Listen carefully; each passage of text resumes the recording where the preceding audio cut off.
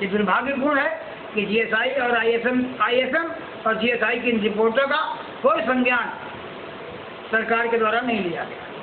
मैं मानता हूँ हो सकता है तत्कालीन सरकार यूपीए की जो कमज़ोर सरकार थी, फ्रैक्चर्ड मैंडेट की सरकार थी, उसमें कोई साहस न रहा हो इन हमलों को झेल पाने का, इसलिए उन्होंने चुपचाप फाइल ठंडे बस्ते में डाल दी।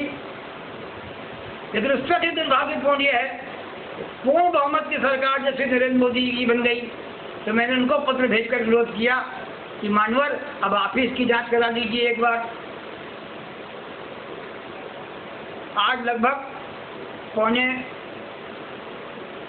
2 महीने से अधिक बीतने जा रहे हैं, मुझे मोदी जी की ओर से चिट्ठी भेजते जरूर एक थैंक एक्नॉलेजमेंट आ गया समझे कंप्यूटर से, थैंक्स फॉर कॉन्टेक्टिंग पीएमओ, लेकिन उसके बाद क्या हुआ मुझे आज तक नहीं मालूम।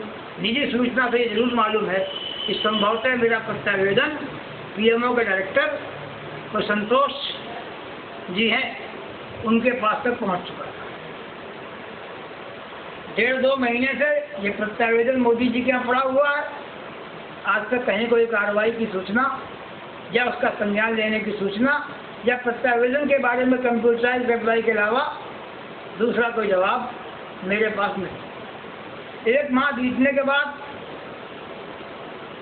मैंने इसको सूचना के अधिकार के तहत पीएमओ से पूछा, वहाँ से मेरा 10 रुपये का नोट लगा। प्रत्यावेदन 16 तारीख को इसके कहते हुए वापस कर दिया गया कि भारतीय जन सूचना अधिनियम के प्रावधानों में 10 रुपये नगद विभाग अधिकारी के पास जमा करा देते, उसकी भीड़ लगा देते। 10 रुपये ऐसे लगाने का कोई जिक्र नहीं है। मुझे नहीं मालूम था क्योंकि आज सुबह जितनी आरटीआई मैंने भेजी है, जहाँ कहीं भेजी हैं तो उसमें कहीं पोस्ट ऑर्डर लगाया है, कहीं 10 का नोट लगाया है, और जहाँ 10 का नोट लगाया है वहाँ से जवाब मेरे पास निरंतर आता रहा है।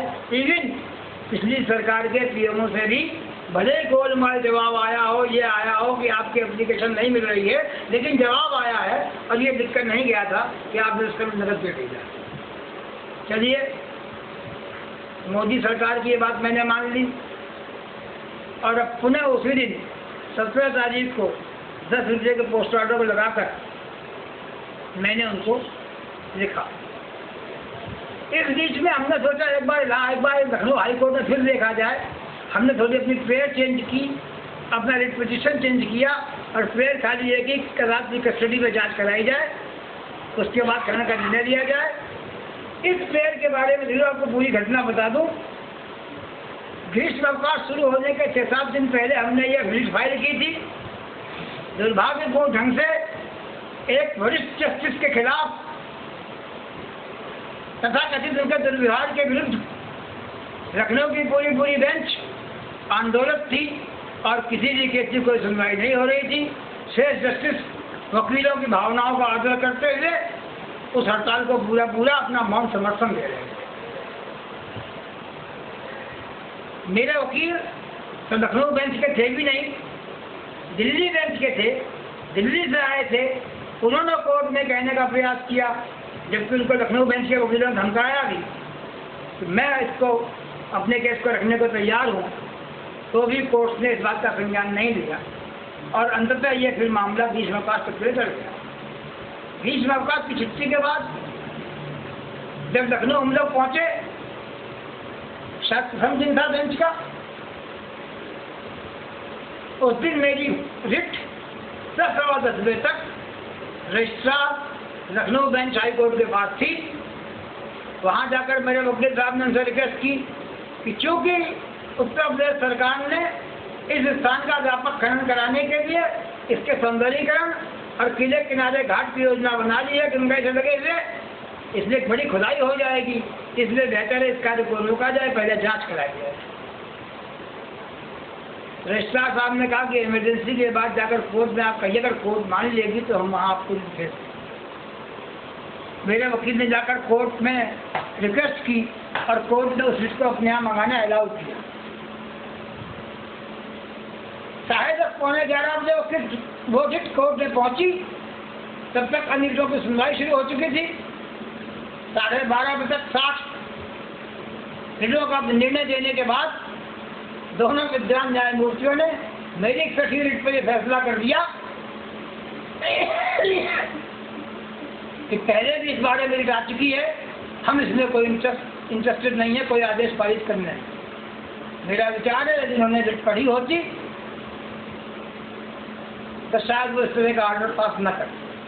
उनके ऑर्डर को अगर देखा जाए तो उन्होंने मेरे वकील के बारे में खाली एक बात लिखी है, हर्न the learned council for the petitioner. उसके बाद उन्होंने सेंट्रल गवर्नमेंट के वकील का वही जवाब रिटा कोट कर दिया कि इस मामले में पहले रिट आ चुकी है। इस आधार पर हमारा ग्राउंड कैंसिल किया गया है, हमारा दावा कैंसिल किया गया, जो बहुत दुर्भाग्यपूर्ण है और स्पष्ट दिखाई दे रहा है कि माननीय न्यायाधीशों ने रिट को पढ़ने का प्रयास भी नहीं किया। इसके विपरीत माननीय न्यायाधीशों ने कहा कि पीपी राइट का मामला है, इसको आप मीडिया के लिए रखिए तो ज़्यादा अच्छा है, कोर्ट ऐसे मामले मत लाया है। ये दुर्भाग्यपूर्ण उत्तर सुनने के बाद हम ये समझते हैं कि निश्चित रूप से देश में वो लोग जो डॉलर के प्रति इसलिए मोहबद्ध हैं क्योंकि उनके सरमाए में बहुत सारा डॉलर है और जो किसी भी सरकार को प्रभावित कर सकते हैं 100-200 आदमी, इन लोगों ने मिलकर एक चक्र रचा और आज तक ये प्रकरण सफल नहीं हो सका।